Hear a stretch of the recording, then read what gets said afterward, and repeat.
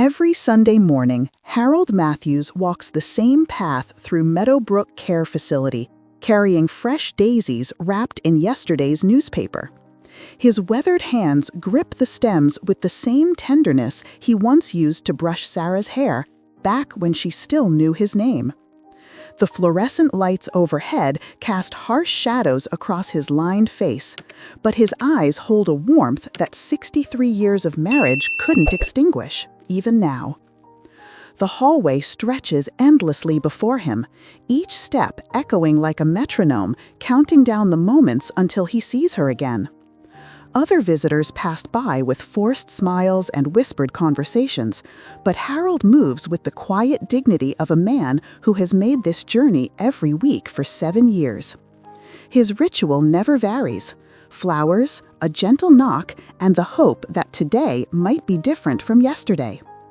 Room 247 holds the woman who once danced with him in their kitchen, who laughed at his terrible jokes, who promised to love him through sickness and health.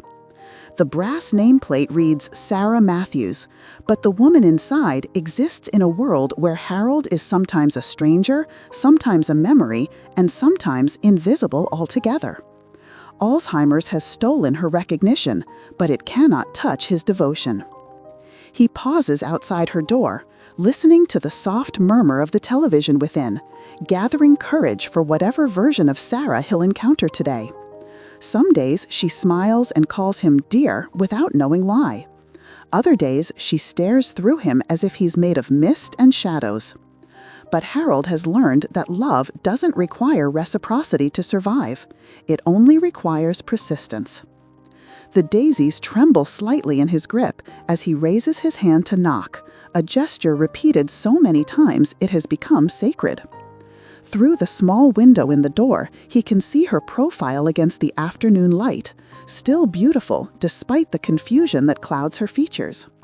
What Harold doesn't know is that today will mark the beginning of love's most challenging test.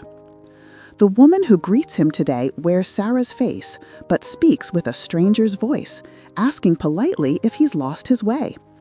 Harold's heart performs its familiar dance of breaking and mending as he explains once again that he's her husband, here for their Sunday visit.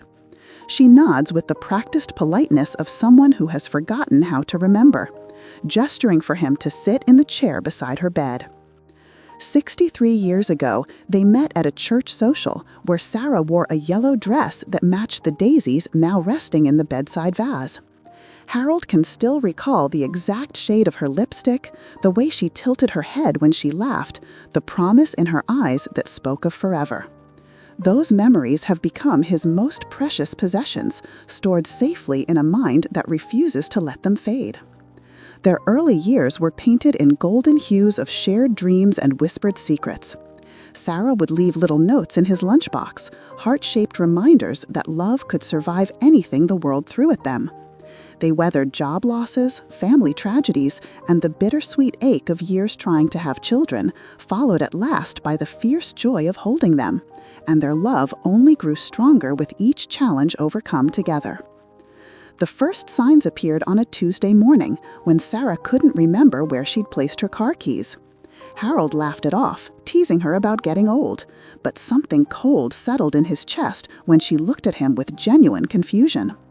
The word Alzheimer's would enter their vocabulary 3 months later, arriving like a thief in the night to steal their carefully constructed future. Now, as Sarah asks him about the weather with the distant courtesy reserved for acquaintances, Harold wonders if she can sense the weight of their shared history hanging in the air between them. The emotional love story they once lived has become a solo performance, with him playing both parts while she watches from the audience of her fading memory. Dr. Patricia Williams had warned him about the progression, explaining how the mind erases itself in reverse chronological order, taking the recent past first before moving backward through decades. Harold's marriage would be among the first casualties, she explained gently, followed by their courtship, their meeting, until Sarah existed in a world where he had never been. The clinical explanation did nothing to prepare him for the reality. Now, as Sarah asks him about the weather with the distant courtesy reserved for acquaintances, Harold wonders if she can sense the weight of their shared history hanging in the air between them. The emotional love story they once lived has become a solo performance, with him playing both parts while she watches from the audience of her fading memory. Dr. Patricia Williams had warned him about the progression, explaining how the mind erases itself in reverse chronological order, taking the recent past first before moving backward through decades. Harold's marriage would be among the first casualties, she explained gently, followed by their courtship, their meeting, until Sarah existed in a world where he had never been. The clinical explanation did nothing to prepare him for the reality. Some Sundays bring glimpses of the woman he married, fleeting moments when recognition flickers in her eyes like candlelight in a drafty room. She'll reach for his hand instinctively or hum the song they danced to at their wedding, and Harold's heart soars with desperate hope. These fragments of connection sustain him through the darker visits when she recoils from his touch, frightened by the intensity of his devotion. The other families at Meadowbrook have begun to whisper about Harold's unwavering visits, some with admiration, others with pity. Mrs. Henderson from room 251 tells anyone who listened that he's devoted to a fault, as if love could somehow be excessive. But Harold understands something they don't. This isn't about what Sarah can give him anymore. It's about what he can give her, even if she'll never remember receiving it. His own children, scattered across the country with careers and families of their own, call less frequently now. They've suggested it might be time to move on, to find companionship with someone who could appreciate his efforts. The phrase makes Harold's jaw clench with quiet fury. They speak as if Sarah were already dead, as if the shell of the woman he loves were somehow less worthy of his devotion than the vibrant bride of their youth. But Harold sees what others miss, the way Sarah's breathing calms when he reads to her, how her fingers unconsciously trace patterns on his palm when he holds her hand. Love has taught him to recognize connection in its most subtle forms, to find meaning in gestures so small they might be mistaken for coincidence.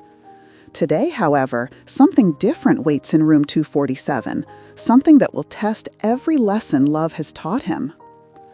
The photograph album lies open on Sarah's nightstand, filled with images of a life she can no longer claim as her own. Harold brings it every visit, hoping the visual reminders might unlock doors that Alzheimer's has bolted shut. She studies the wedding photo with detached curiosity, commenting on the handsome young man in the tuxedo without recognizing him as the gray-haired visitor beside her bed. "Such a lovely couple," she murmurs, tracing her finger along the glass that protects their younger selves. Harold watches her examine their honeymoon pictures from Niagara Falls, their anniversary celebrations, the Christmas mornings when their house overflowed with extended family and laughter. To Sarah, these are strangers living someone else's beautiful life, and Harold is merely the curator of their happiness, not its co-creator. The cruelest irony is that her short-term memory has deteriorated so completely that she forgets his visits within minutes of his departure. Every Sunday begins anew, with no foundation of familiarity to build upon. Harold has become a recurring dream she can't quite place, a face that seems important but refuses to attach itself to any meaningful context within her fractured recollection. Yet somehow, her body remembers what her mind has lost. When he arranges the fresh daisies, her shoulders relax involuntarily. When he speaks her name with the special tenderness reserved for beloveds, something behind her eyes stirs like recognition trying to surface. These physical responses give Harold hope that love might exist in muscle memory, in places too deep for disease to reach. The nurses have noticed these subtle changes during his visits, how Sarah's agitation decreases when Harold arrives, how she sleeps more peacefully on Sunday nights. They document these observations in her medical file under environmental factors, clinical language that fails to capture the poetry of a love that transcends memory. But Harold understands that he has become more than a visitor. He's a living piece of her history, even if she can no longer read the story they wrote together. Today marks 7 years since Sarah first forgot his name, though she didn't realize the significance of her question at the time. Harold had been telling her about their grandson's college graduation when she interrupted, tilting her head with polite confusion. "I'm sorry, dear, but could you remind me who you are again?" The words hit him like physical blows, each syllable a small death of their shared identity. He'd stammered through an explanation that felt surreal in its necessity. He was Harold, her husband of 56 years at the time. They'd lived in the blue house on Maple Street, traveled to Ireland for their 40th anniversary, weathered her mother's disapproval and his father's bankruptcy. But Sarah listened with the patient attention one gives to interesting stories about strangers, nodding politely at the chronicle of her own life. The heartbreaking story of their love has become Harold's alone to carry, a burden he bears with the stoic determination of a man who made promises he intends to keep. Other visitors bring news and gossip, expecting conversation and engagement, but Harold has learned to find meaning in smaller gestures. A peaceful afternoon spent in comfortable silence has become as precious as the passionate discussions they once shared. Sarah's world has contracted to the immediate present, her universe consisting of room 247, the nurses who tend her needs, and the various well-meaning strangers who claim to know her. Harold exists on the periphery of this reduced reality, significant only as the man who brings flowers and speaks with inexplicable sadness. She has begun to worry about him, this kind visitor whose eyes hold such profound sorrow. The nursing staff suggested family counseling and support groups for spouses of dementia patients, hoping to help him process his grief for a woman still alive. But Harold resists their well-intentioned interventions. He doesn't want to process or move through his feelings. He wants to honor them, to let his love exist in its full, complicated intensity, even if Sarah can no longer witness its depth. Communication has evolved into something more primitive and essential than words. Harold has learned to read Sarah's moods in the set of her shoulders, to understand her needs through the rhythm of her breathing. When she's having a difficult day, confused and frightened by her own disorientation, he doesn't try to explain or reason with her confusion. Instead, he simply exists as a calm presence in the chaos of her mind. The touching short story of their Sunday ritual has become legend among the staff at Meadowbrook. New nurses are told about the elderly gentleman who never misses a visit, who brings the same flowers every week for a wife who can't remember his name. Some find it romantic, others consider it tragic. Harold cares little for their interpretations. Love doesn't require an audience to validate its authenticity. Sarah has developed an affection for this consistent visitor, though she can't explain why his presence comforts her. She's begun to anticipate his arrival in ways that surprise the medical staff, becoming restless on Sunday mornings as if some internal clock still recognizes their appointment. Her questions have evolved from polite inquiry to genuine concern for his well-being, worried that he seems so invested in someone who can't reciprocate his obvious affection. "You seem like such a kind man," she tells him during one visit, patting his hand with maternal concern. "I hope you're not spending too much time with a confused old woman like me. You should be with your family, with people who know how to appreciate you properly." Harold's throat constricts at her selfless worry, at the core goodness that Alzheimer's cannot touch. These moments of reverse caregiving, when Sarah expresses concern for Harold's happiness, represent love's strangest metamorphosis. She cannot remember their shared past, but some essential part of her recognizes his devotion and feels responsible for his obvious pain. In her own fragmented way, she's still trying to protect him, even from the consequences of loving her. Spring arrives with its promise of renewal, but Harold feels older with each passing week.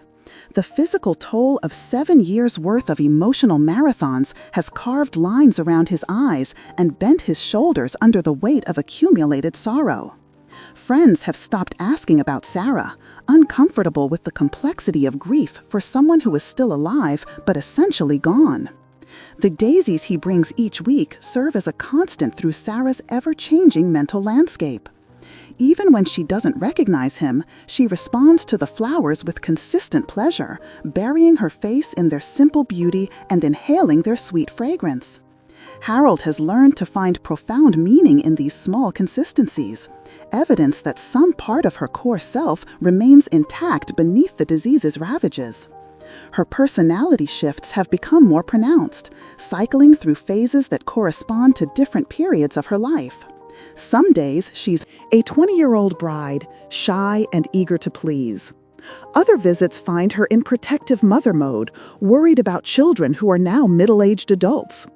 Occasionally, she becomes the efficient housewife of their middle years, concerned about dinner preparations for a husband who no longer exists in her reality. Harold adapts to each version of Sarah with practiced grace, becoming whatever she needs him to be in that moment. If she sees him as her father, he provides paternal reassurance. When she mistakes him for a doctor, he offers gentle medical authority. This emotional shape-shifting exhausts him, but he's learned that love sometimes requires becoming a stranger to the person you know best. The marriage and memory that once defined their relationship has been replaced by something more elemental: his commitment to her well-being, regardless of recognition or reward. Harold understands now that love's truest test isn't weathering crisis together, but continuing to love when the together part disappears, leaving only the love itself to justify its existence. Dr. Williams calls it false hope, Harold's stubborn belief that Sarah might somehow improve, that love could prove stronger than neurodegeneration. During their quarterly conferences, she gently reminds him that Alzheimer's is a one-way street, that the woman he married will only become more distant with time.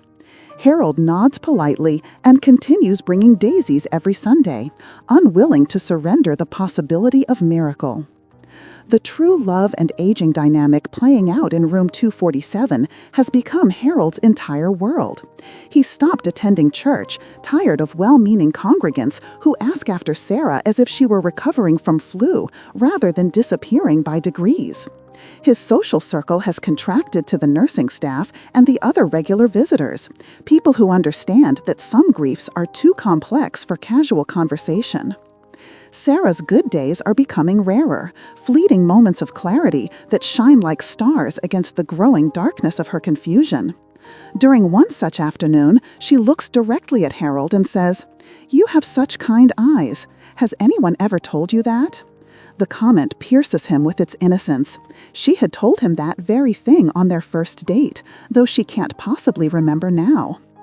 Harold has begun to document their visits in a journal, creating a record that Sarah will never read, but that helps him process the surreal nature of their transformed relationship. He writes about the way she hums unconsciously when he reads to her, how she automatically makes room for him on the small sofa, the mysterious smile that sometimes crosses her face when he speaks her name with particular tenderness. The poetic narration of his journal entries reveals a man learning to find beauty in loss, meaning in the fragments of connection that disease cannot completely destroy. Love has taught him to recognize devotion in its purest form, caring for someone who cannot return that care, protecting someone who doesn't know they need protection, remembering for two when only one mind still functions properly. Harold carries conversations in his head that he'll never be able to share with Sarah, responses to questions she asked years ago but can no longer remember posing. When she worried about growing old together, he promised they'd face whatever came as a team. Now he faces it alone, honoring both sides of a partnership she's forgotten they ever had. The family and compassion equation that once balanced their relationship has shifted entirely onto Harold's shoulders. Their children visit sporadically, uncomfortable with the hollow echo of their mother's voice, speaking words without recognition or context. Harold doesn't judge them for their absence. He understands that witnessing Sarah's decline requires a particular type of courage that not everyone possesses. Some Sundays, he sits silently beside her bed, exhausted by the effort of being cheerful in the face of such profound loss. Sarah seems to sense his melancholy during these visits, reaching out to pat his hand or offer him pieces of candy from her bedside drawer. Her capacity for kindness towards strangers remains intact, making Harold simultaneously grateful and heartbroken. The nursing staff has begun to worry about Harold's own health, noting the way his shoulders have rounded with accumulated sorrow, how his step has lost its former confidence. They've suggested he take asks from visiting, perhaps skip a few Sundays to rest and recharge. But Harold can't risk missing a moment of clarity, a flash of connection that might be their last. His own memory has become hyperactive in compensation for Sarah's loss, replaying scenes from their life together with vivid intensity. He remembers conversations verbatim, can recall the exact shade of lipstick she wore to their son's wedding, the way her laugh sounded when she was truly delighted. These memories are all he has left of their shared existence, and he guards them jealously against time's erosion. The love that lasts between them has transformed into something unrecognizable from their courtship, their early marriage, even the comfortable companionship of their middle years. This love requires nothing from Sarah except her continued existence. It asks for no acknowledgement, expects no reciprocation, demands only the right to persist in the face of seeming futility. Harold has learned to love someone who exists in permanent present tense, whose world resets each morning like a broken clock. He brings news from the outside world that she'll forget within hours, shares memories she can't verify, offers comfort for anxieties she can't name. Their relationship has become an exercise in pure altruism, love stripped of all expectation and reward.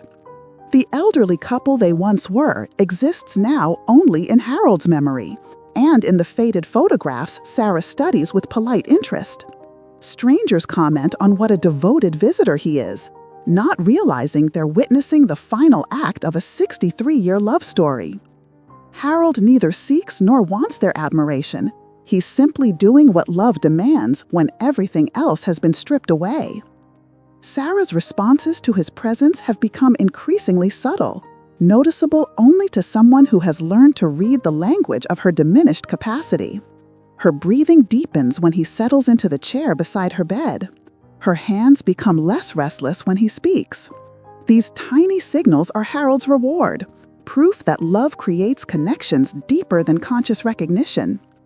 The long-term devotion that defines Harold's character has become his sole identity. He exists now primarily as Sarah's husband, even though she doesn't know she has one. This reduction of self might seem tragic to outside observers, but Harold finds peace in the simplicity of his purpose, to love her completely regardless of circumstance or reciprocity. Today carries an unusual weight, though Harold can't identify why, as his hands shake more than usual as he arranges the daisies in their familiar vase. Sarah watches him with the polite attention she reserves for interesting strangers, commenting on the flower's beauty without connecting them to the dozens of bouquets he's brought before. The afternoon light filtering through her window seems different somehow, charged with significance Harold can't name. 7 years of Sunday visits have created a rhythm that Harold's body recognizes, even when his mind struggles to accept their reality. Sarah's condition has progressed to the point where she exists in a permanent state of mild confusion, her world populated by kind strangers who claim to know her. Harold has become the most persistent of these mysterious figures, the one whose eyes hold unspoken sadness when he looks at her. The love beyond memory that sustains Harold has prepared him for many challenges, but not for the particular devastation awaiting him in these afternoon hours. Sarah seems more alert today, studying his face with unusual intensity, as if trying to solve a puzzle she can't quite define. Her scrutiny makes Harold hopeful and nervous in equal measure. Attention from Sarah has become so rare that even her confusion feels like a gift. She asks him about his family with more interest than usual, wondering if he has children, whether his wife knows he spends his Sundays visiting confused old women. Harold's explanations about their shared life wash over her without making any impression, but she continues to regard him with something approaching concern. Her questions grow more personal, more probing, as if some part of her recognizes the depth of his investment in her well-being. The Alzheimer's awareness that Harold has gained through 7 years of loving someone disappearing in front of her has taught him to recognize the signs that precede Sarah's most difficult moments. But today feels different from her usual. Today feels like a culmination, though of what, Harold cannot yet say. Sarah's gaze has been following Harold with unusual persistence today, her eyes tracking his movements as he adjusts her blanket, refills her water glass, performs the small acts of care that have become his weekly ritual. When he settles into his chair to read from the poetry book that once sat on their bedside table, she interrupts him with uncharacteristic directness, her voice carrying a clarity that startles him. "You come here every week," she observes, not accusingly, but with genuine puzzlement. "You bring me flowers and sit with me and read to me, and you look at me like your heart is breaking. I can see how much you care, but I can't understand why." Her honesty hits Harold like a physical force. Rarely does Sarah speak with such awareness of her own condition, her inability to place him in any meaningful context. Harold's throat constricts as he tries to find words that might bridge the chasm between them, explanations that won't sound like fantasy to a woman who can't remember yesterday, much less 63 years of shared tomorrows. He speaks gently about love, about promises made and kept, about the ways caring for someone can become its own reward. Sarah listens with the patience she's developed for the many strangers who seem to know her better than she knows herself. The afternoon light shifts, casting Harold's face in softer shadows, and something in Sarah's expression changes. Her polite attention transforms into something deeper, more searching, as if she's seeing him clearly for the first time in years.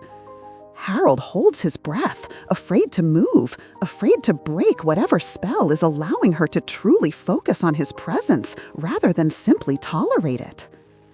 Then Sarah tilts her head with the same gesture she's used since she was 22, the movement so familiar that Harold's heart stops. Her smile appears, slowly, warm and genuine, and when she speaks, her voice carries the sweet curiosity of someone who genuinely wants to understand the mystery sitting before her in the afternoon light. "I'm sorry, sir," Sarah says, her voice gentle but certain, that familiar tilt of her head now loaded with devastating meaning. "You seem like such a wonderful man, and I can tell that you care about me very much. But I have to ask—" She pauses, her eyes soft with genuine regret for whatever pain her question might cause. "Could you tell me who you are? I feel like I should know, but I just can't remember." The words Harold has dreaded for 7 years finally arrive, delivered not with cruelty or agitation, but with the sweet courtesy that has always defined Sarah's character. The memory-loss story that began with misplaced keys and forgotten appointments reaches its inevitable conclusion in this moment of complete erasure, when the woman he loves looks at him with the kind concern reserved for strangers who seem inexplicably sad. Harold sits in stunned silence, the poetry book trembling in his hands, as decades of shared life compress into this single shattering question. All his preparation, all his mental rehearsals for this moment prove inadequate in the face of Sarah's genuine puzzlement. She doesn't remember him. She doesn't remember their wedding day, their children, their fights and reconciliations, their 1,000 small intimacies that built a life together. But something remarkable happens in the silence that follows her question. Sarah reaches across the space between them and covers his hand with hers, her touch automatically seeking to comfort this kind stranger whose eyes have filled with tears. Harold looks down at their joined hands, at the wedding ring she still wears but no longer understands, and finds his voice. "It's all right," he whispers. his words carrying the weight of 7 years' worth of love without recognition. The daisies rest in their vase, witnesses to love's strangest victory, caring so completely that even forgetting cannot diminish its power. The emotional storytelling of their final exchange needs no audience, requires no validation beyond the quiet persistence of Harold's devotion. He will continue bringing flowers every Sunday. Not because Sarah remembers their significance, but because love that transcends memory is the only kind worth keeping.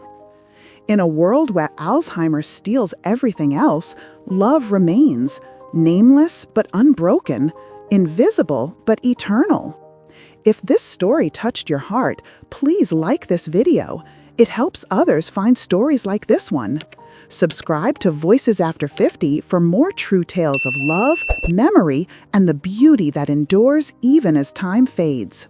And before you go, watch the next story, a reminder that even when memory fails, love still blooms.